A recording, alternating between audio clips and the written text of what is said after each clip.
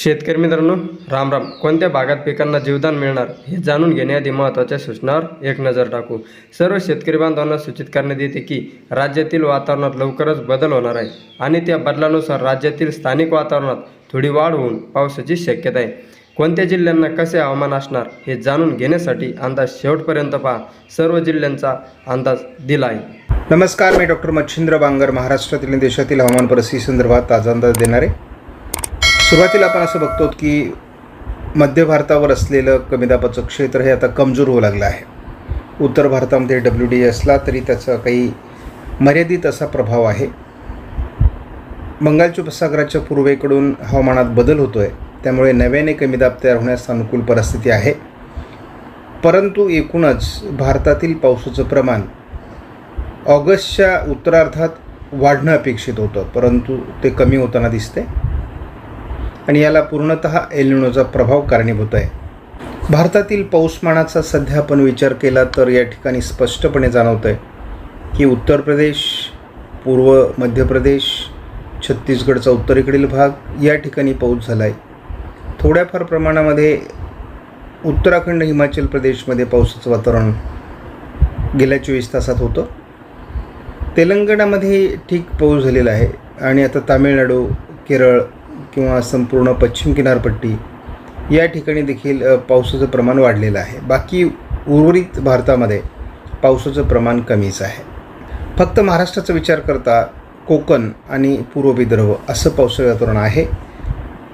मात्र महाराष्ट्रात इतरत्र पाऊस कमी झाला आहे.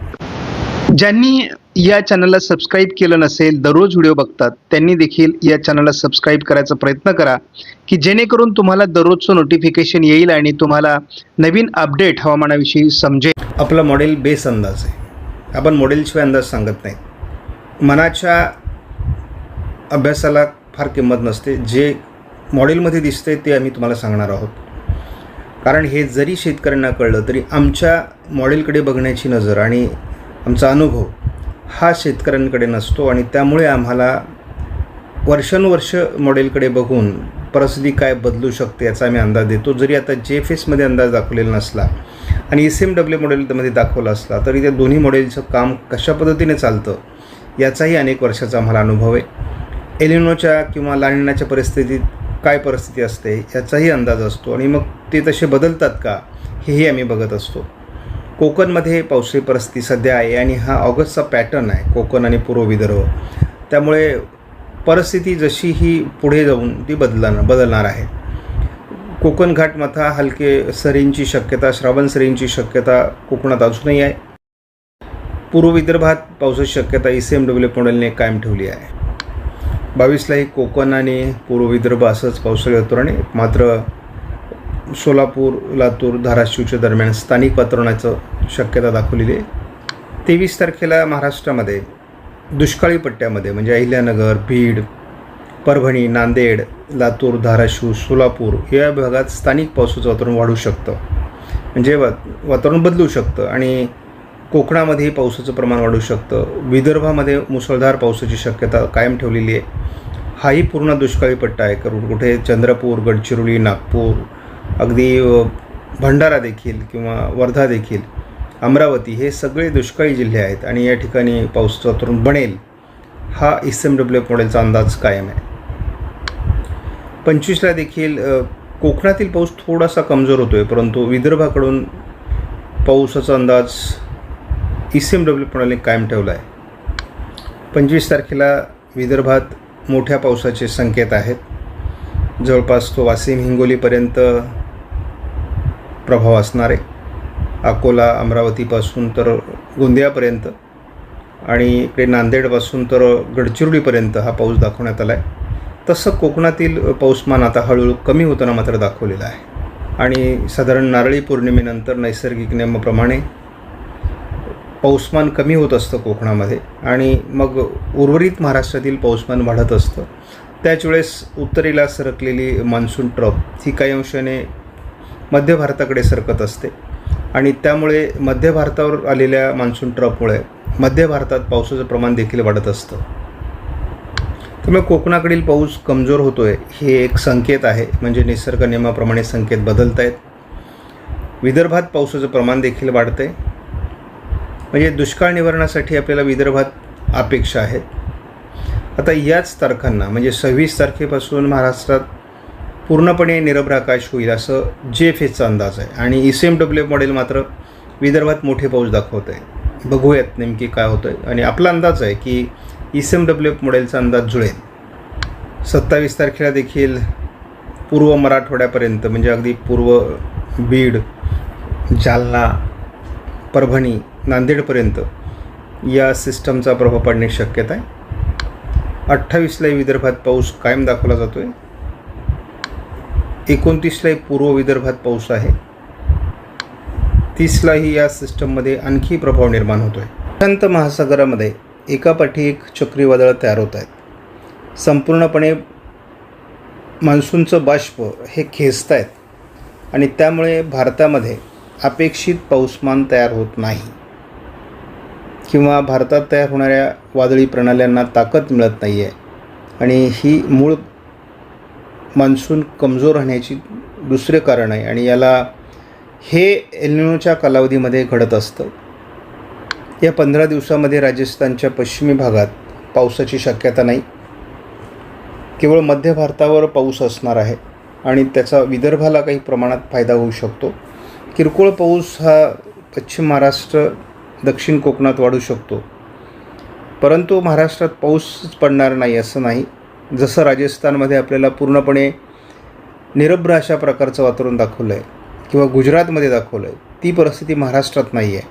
त्यामुळे महाराष्ट्रात स्थानिक पाऊस होत राहणार आहेत. या ठिकाणी आपण स्पष्टपणे बघतो की अधूनमधून जरी थोडीफार पावसाळी परिस्थिती निर्माण होत असली, जे आज नाशिक जिल्ह्यामध्ये किंवा छत्रपती संभाजीनगर किंवा जालन्याच्या काही तुरळक भागात पाऊस आहे, पूर्व विदर्भामध्ये पावसाळी परिस्थिती कायम आहे. आणि 22 तारखेला मात्र महाराष्ट्राच्या बऱ्याच भागात स्थानिक वातावरणात पोषक स्थिती आहे. त्यामुळे महाराष्ट्रात पिकांना जीवदान देणारा पाऊस 22 तारखेला होऊ शकतो बऱ्याच भागात. मराठवाडा, पश्चिम महाराष्ट्र त्याचा जोर आहे, मध्य महाराष्ट्रामध्ये. त्यामुळे थोडं वातावरण या ठिकाणी बदलताना दाखवलं आहे. अशाच पद्धतीचं वातावरण पुढे बनत राहिलं तर परिस्थिती बदलेल महाराष्ट्राची. परंतु 23 तारखेला ही परिस्थिती दाखवण्यात आलेली नाही. केवळ पूर्व विदर्भामध्ये पाऊस आहे. 24लाही तीच परिस्थिती आहे. 25लाही केवळ पूर्व विदर्भ, कोकणातील पाऊसही कमजोर होतो आहे. केवळ पूर्व विदर्भामध्ये पाऊस दाखवण्यात येतो आहे.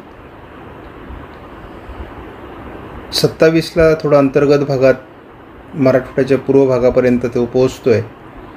त्या दरम्यान थोडं कोकणात घाटमाथ्यावर पाऊस आहे, परंतु पाऊस कोकणातला आता हा कमी कमी होत जाणं अपेक्षित आहे. आणि फार समाधानकारक पाऊस महाराष्ट्रात पडेल अशी कुठलीही मॉडेलची संकेत आता सध्या नाहीत. केवळ पूर्व विदर्भासाठी पावसाचा अंदाज या मॉडेलने दिलेला आहे. कुठलंही मॉडेल आपल्याला सध्या महाराष्ट्रात चांगला पाऊस दाखवत नाही. आणि जसा सप्टेंबर आपण बघतो तर सप्टेंबरमध्ये ऑगस्टपेक्षाही कमी पावसाचे संकेत आहेत. त्यामुळे परिस्थिती हाताबाहेर आहे. हे वर्ष खराब आहे. शेतकरी मित्रांनो, राम राम. मी किशोर बाटले आपल्याला 21 ते 23 ऑगस्ट दरम्यानचा महाराष्ट्र हवामान अंदाज सांगणार आहे.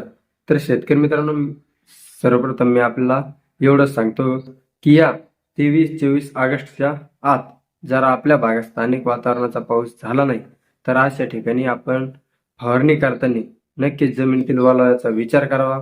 आणि आपल्याकडे जर पाणी उपलब्ध असेल तर पिकांना गरजेनुसार ठिबक सिंचनाचा वापर करून पाहिजे तितकं पाणी देण्याचा प्रयत्न करावा.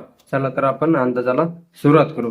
तर शेतकरी मित्रांनो, महाराष्ट्रामध्ये 21 ते 23 ऑगस्ट दरम्यान अनेक ठिकाणी स्थानिक वातावरणाच्या हलक्या ते मध्यम पावसाचा अंदाज आहे.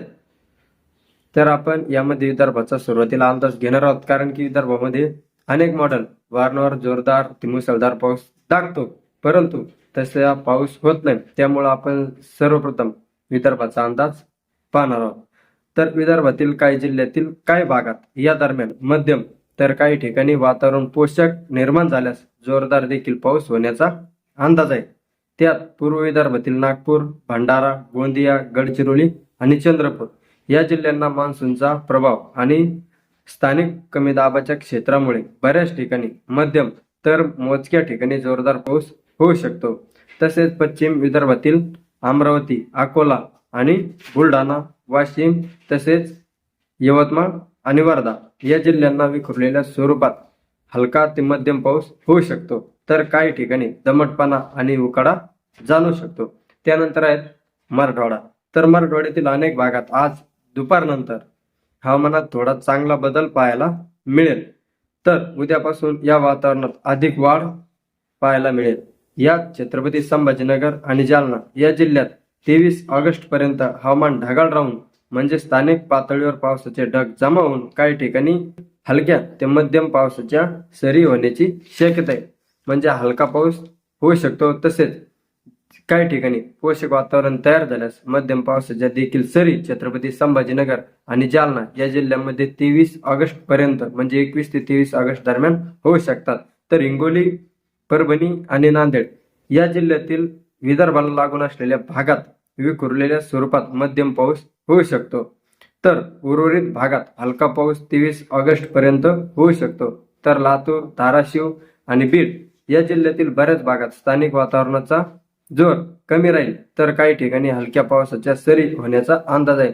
मित्रांनो, स्थानिक वातावरण जर तयार होत असले तरी देखील राज्यातील काही भागांना स्थानिक वातावरण अजून देखील कमीच तयार होण्याचा अंदाज आहे. त्यानंतर आहेत उत्तर महाराष्ट्र. तर उत्तर महाराष्ट्रातील काही भागात 23 ऑगस्ट पर्यंत हलक्या ते मध्यम पावसाचा अंदाज आहे. त्यात नाशिकच्या घाट परिसरात मध्यम पाऊस, तर मैदानी भागात हलका पाऊस होऊ शकतो. तसेच धुळे, नंदुरबार आणि जळगाव या जिल्ह्यांमध्ये काही भागात हलका तर मोजक्या ठिकाणी मध्यम पावसाचा अंदाज आहे. कारण अरबी समुद्राकडून येणाऱ्या बाष्पयुक्त वाऱ्यामुळे या जिल्ह्यातील पावसाच्या प्रमाणात कमी जास्त होऊ शकते. त्यानंतर आहेत पश्चिम महाराष्ट्र. तर 23 ऑगस्ट पर्यंत पश्चिम महाराष्ट्रातील पुणे, सातारा आणि कोल्हापूर घाट परिसरात अरबी समुद्राकडून येणाऱ्या बाष्पयुक्त वाऱ्यामुळे मध्यम ते काही ठिकाणी जोरदार पाऊस होऊ शकतो. तर मैदानी भागात घाट परिसराच्या तुलनेत पावसाचा जोर कमी राहील. तर सोलापूर आणि सांगली जिल्ह्यात या दरम्यान विखुरलेल्या स्वरूपात हलक्या पावसाचा अंदाज आहे. तर स्थानिक ढग जास्त प्रमाणात जमा झाल्यास पावसाच्या प्रमाणात बदल होऊ शकतो. म्हणजे सोलापूर आणि सांगलीच्या पश्चिम भागात पूर्व भागाच्या तुलनेत पावसाचा जोर अधिक राहण्याचा अंदाज आहे.